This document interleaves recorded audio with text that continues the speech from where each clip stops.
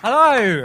I apologise about the on-stage attire. I thought it was a good idea at the time, but I've just realised this is obnoxiously casual. It's really very sorry. And look at them legs. They're thin legs, aren't they? If them legs were a penis, they'd still be a pretty thin penis, wouldn't they? Yeah, they're thin old legs, these ones. So we're gonna do a bit of an audience interaction. We're gonna do a chant to kind of G up the crowd, and just a nice optimistic chant to get us in the mood, right? So we're gonna split the room in the middle there. When I point to that side, you're gonna chant something. When I point to that side, you're gonna chant something else. We're gonna do it 3 times, and then we're gonna stop it. Okay? So just down there. So this side, you're gonna chant your life, right? This side, you're gonna chant is falling apart, okay?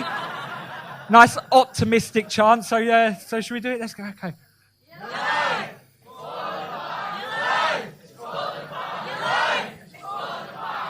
I know, Dad.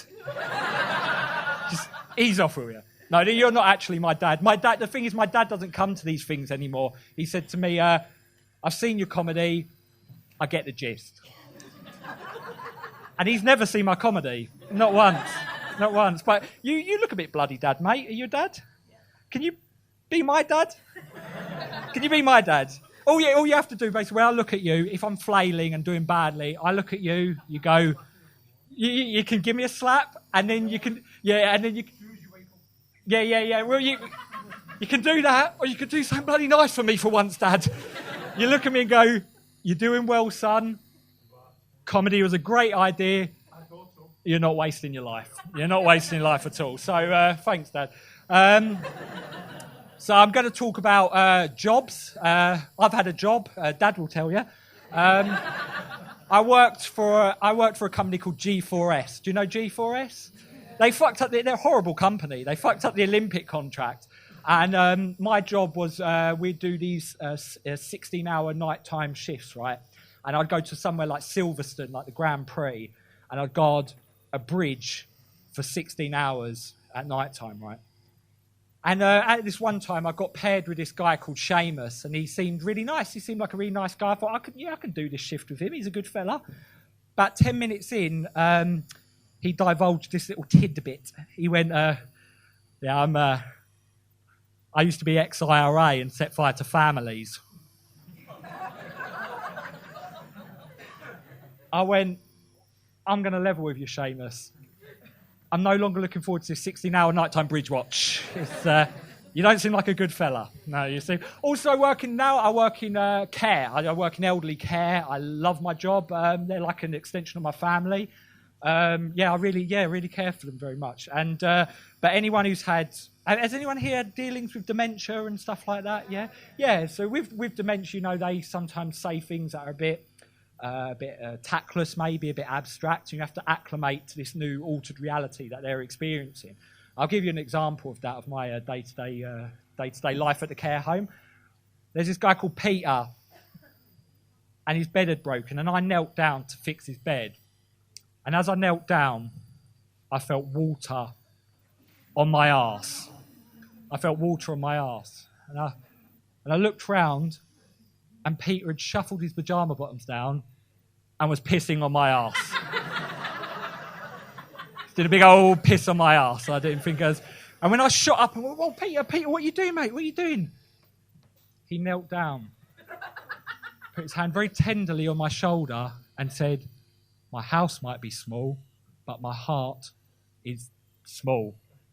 As if he was imparting some really sage advice. Like, you take that one with you, boy. That you do well in life. So, I've just got to get myself one of those small hearts, apparently. I'll tell you another thing about myself, right? I am such a drug addict, right? And I am. I'm a drug addict. I'm a recovering drug addict. And my brain is kind of a bit scrambled from drug addiction. This is another experience with my actual dad, the dad that loves me. Yeah, not really. So when I'd done a 14-hour, I'm quite a curious guy. I'd done a 14-hour shift, and I've got a nighttime routine. So I come home, I wash my face, I wash my penis, and then a cap full of mouthwash, right? And in this kind of bleary, like hypnagogic, sleepy state, I thought, what if I combine the second and third step? So I pulled back my foreskin. Right, first of all, my dad's a detective inspector, right? He's a detective inspector. I guess who had to play for rehab. Yeah, my Daddy Dumps did. So he's seen shit. He's a detective inspector of 30 years. He's seen stuff. And now as he's got to middle age, he's a bit emotionally retentive. He doesn't want to have to deal with any more stuff. He's seen too much stuff. He's seen too much bloody stuff. And as I had the cap full of Listerine, with my foreskin pulled back, pouring it on my penis, my dad walked in. And as he walked in, he just went, nope.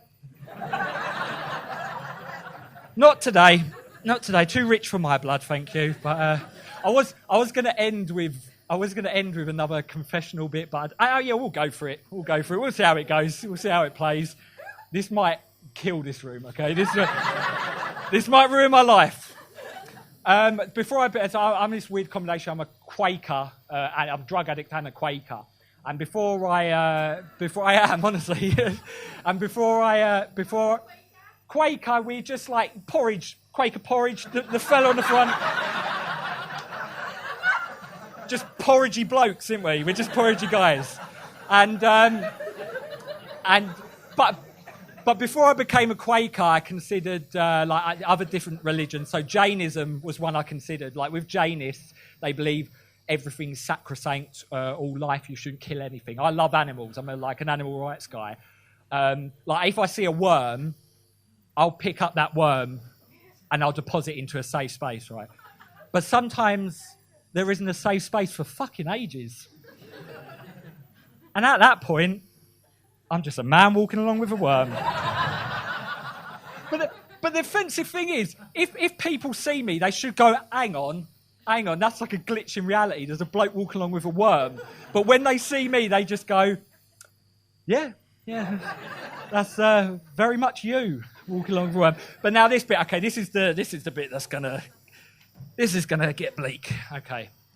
So when I was young, I loved nature. I was taught to respect animals. I had a woodlouse. And as a 6-year-old boy, with my overzealous fingers, accidentally broke this woodlouse's pregnancy sac, right? I killed a dynasty in that one fell swoop. How would a normal 6-year-old boy deal with that situation, do you reckon? They might be sad, maybe. Yeah. They might laugh. They might be sad. They might go like, Mummy, I've done a bad thing.